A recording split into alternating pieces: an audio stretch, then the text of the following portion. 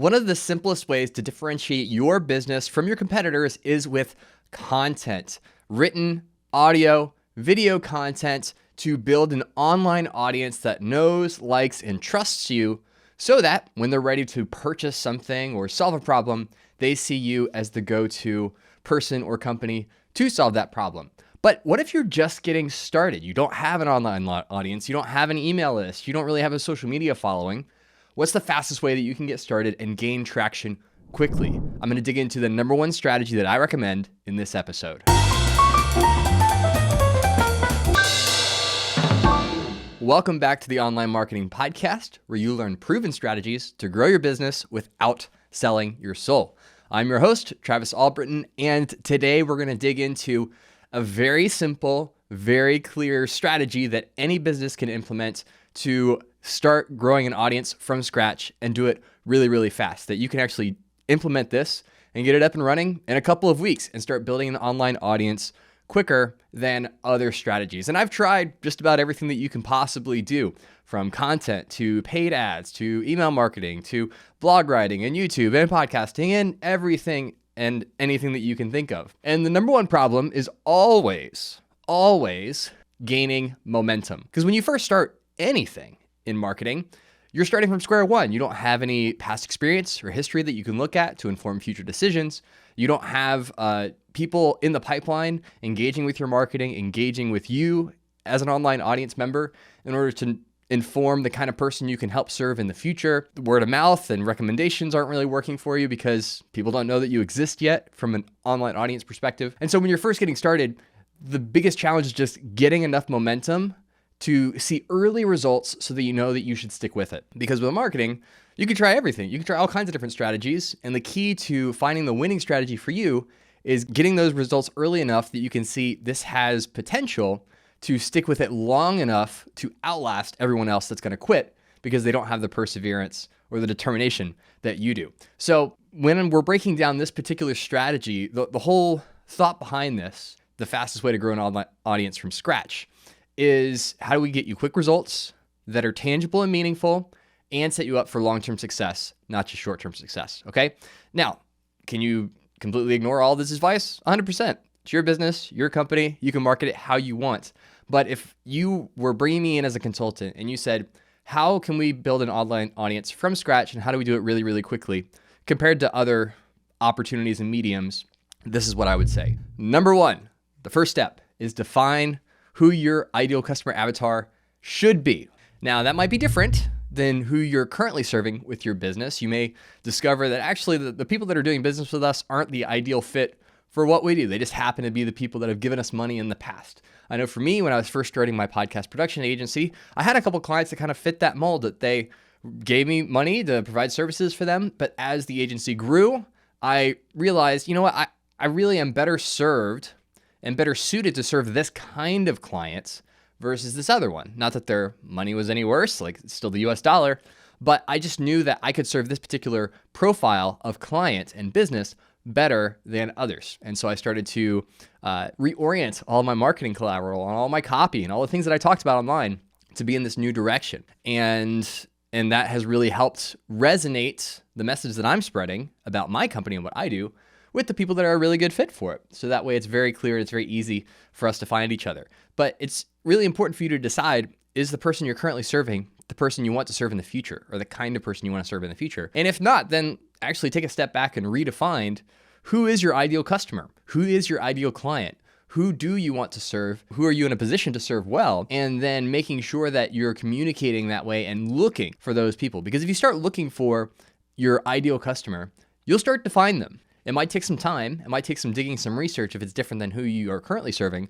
But once you know and you have in your mind, like, this is who I'm looking for, then it's very easy. It's a lot easier to spot them and to know, okay, this is actually a person I want to bring in to my world. And when you're shaping this ideal customer avatar, when you're shaping your ideal client, the person or the business that you are best suited to serve, I like to veer more in the direction of psychographics versus demographics. So typically when people think about ideal customer, they think about age range, they think about gender, did they go to college or not, what's their average annual income, how many kids do they have, and those are all helpful.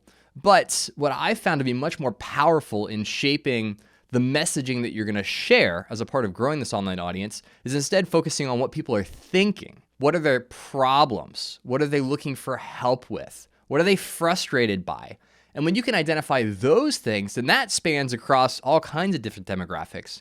And you may discover that a large portion or percentage of your customers come from a similar demographic background, but you want them to share the same psychographic, the same intellectual, emotional, and mental makeup of what they're looking for and the kind of solutions they're looking for. And so again, what problems are they experiencing? What solutions are they looking for? What do they value? Do they value their time? Do they value their money? Are they looking for something that's really affordable? Are they looking for the best option no matter what the price is? What are their psychographics? What's their mental makeup? And really try to understand who that person is.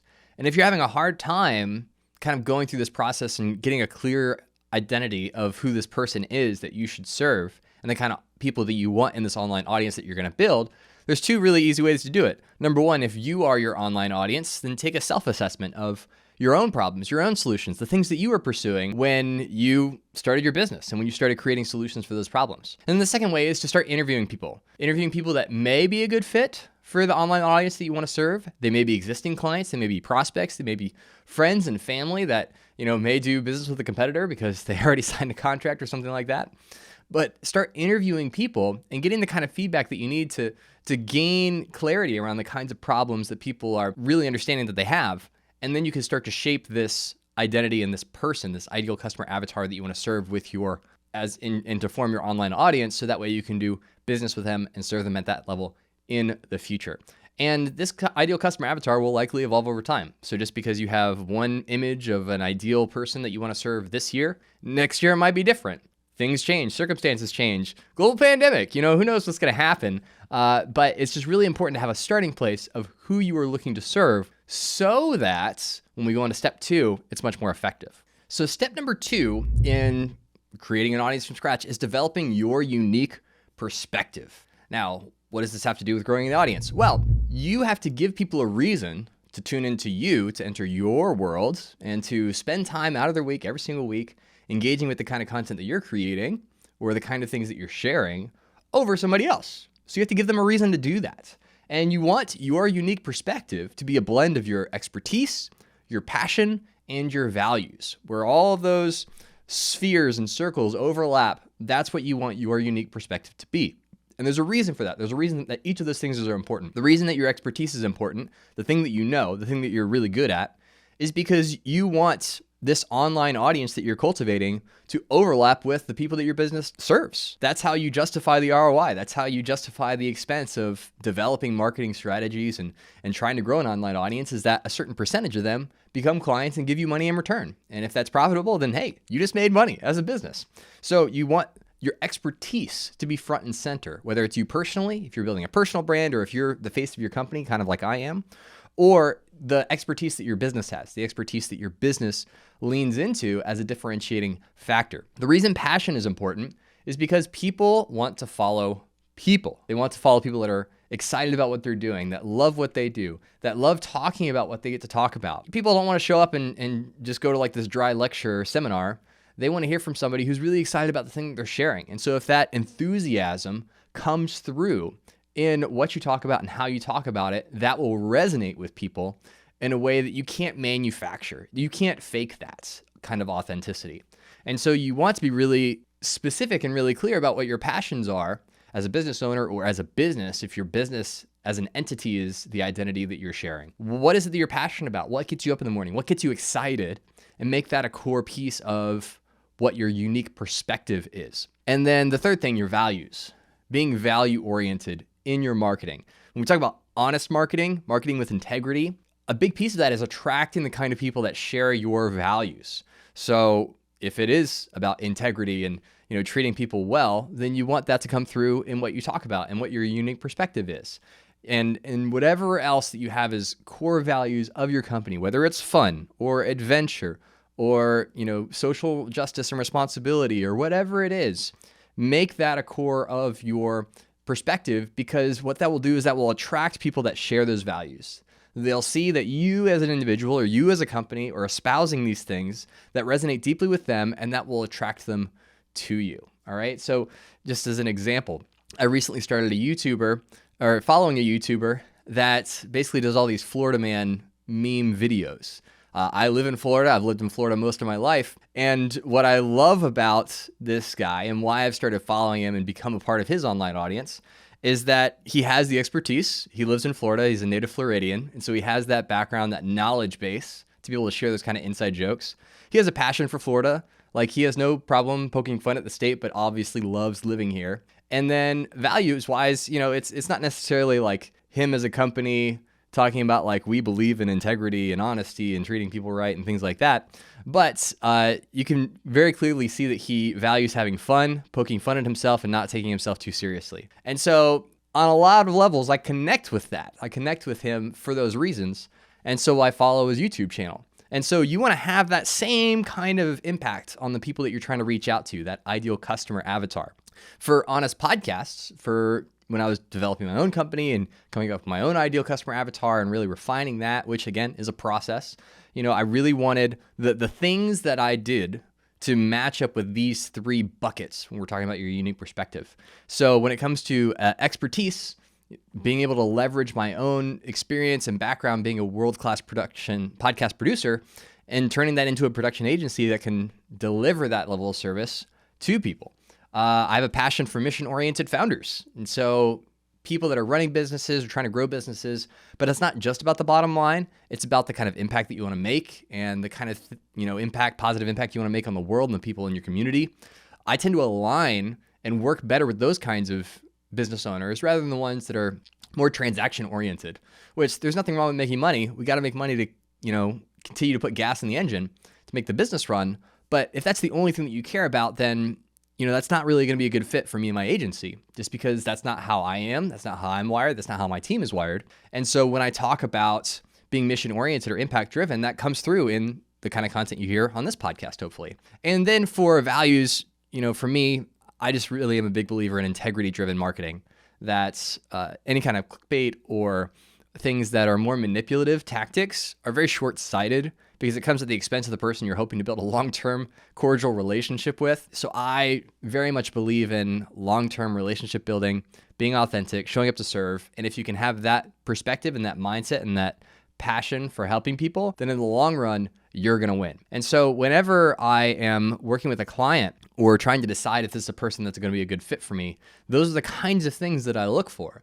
And then when I'm creating internet content like this podcast that you're listening to or watching, then I want these things to come through because that's going to naturally attract those people to this content. Now, whether you listen to this podcast to become a client or just listen to it and get good, helpful tips that you can apply in your own business and you never give me money, it's totally fine either way. But I know that by having these things front and center and the things that I'm focused on and developing that unique perspective and communicating that unique perspective, it's going to attract those kinds of people to my business, and they will do the same for you.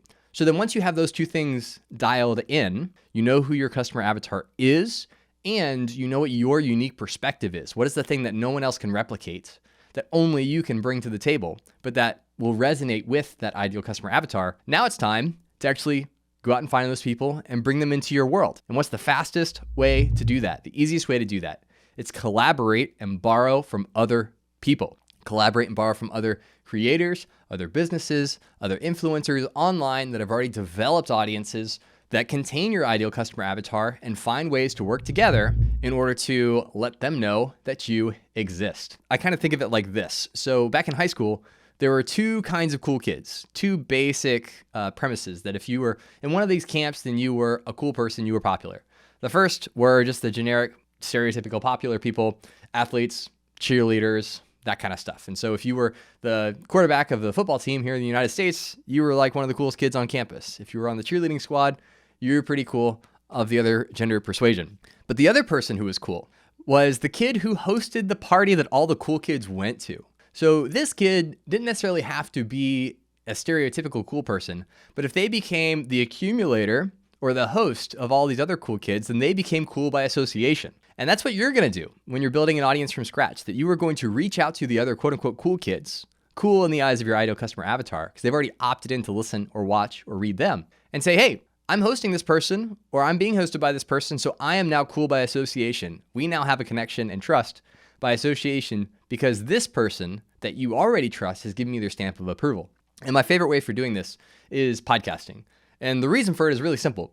With podcasting, you can have long-form conversations that people consume basically in their entirety, and you're able to offer platforms to people that would otherwise not give you the time of day. So if you have a podcast, you can then invite these cool kids, the quote unquote cool kids, onto your podcast and give them a platform to talk about what they love to talk about, whatever their expertise is, whatever it is that they bring to the table, whatever it is they like to talk about. And then once you have that rapport, you have their contact information, you've gone back and forth a couple times on email, hope you had a really good interaction on the podcast itself, then you can turn around and turn that into a guest appearance on their podcast. That now you can put yourself in front of their audience and interact with them and have them get to know you. And so by being able to collaborate with these other people that have already carved out online audiences that you're going to be tapping into, you now become a person that that audience trusts. And if they see the value in learning more about your unique perspective, your blend of expertise, passion, and values, then they're going to find you and they're going to start following you and become a part of your online audience. But you didn't have to go out and one-to-one find these people and track them down. All you did was you identified the people that had already cultivated online audiences that are similar to the one that you want to make, and you just start working with them and you start creating alongside them. And a podcast is a really easy way to do that, because if it's an audio podcast, you don't really have to invest in a lot of technology and gear to get it going.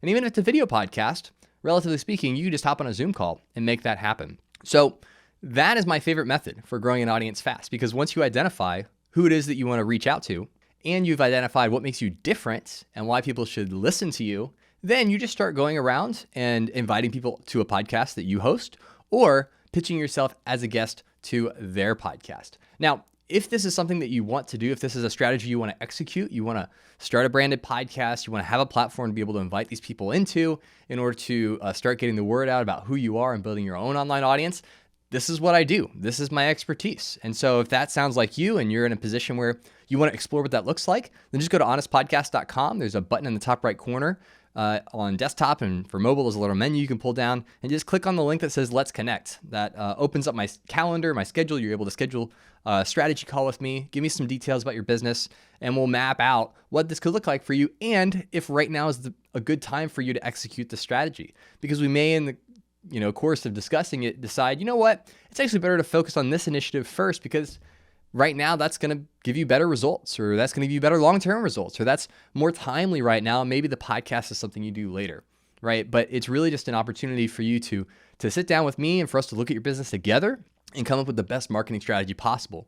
But if we do discover that, yeah, the podcast is exactly what your business needs, then I'll be there to help you execute it. So to recap, the fastest way to grow an online audience from scratch, starting from zero, is number one, identify who your ideal customer avatar is, i.e., who is it that you want in your online audience in the first place. Number two is develop your unique perspective. Identify your expertise, your passion, and your values, and make sure that that is the core of what you're communicating as you start to go out and share the message about who you are and that you are worthy of following.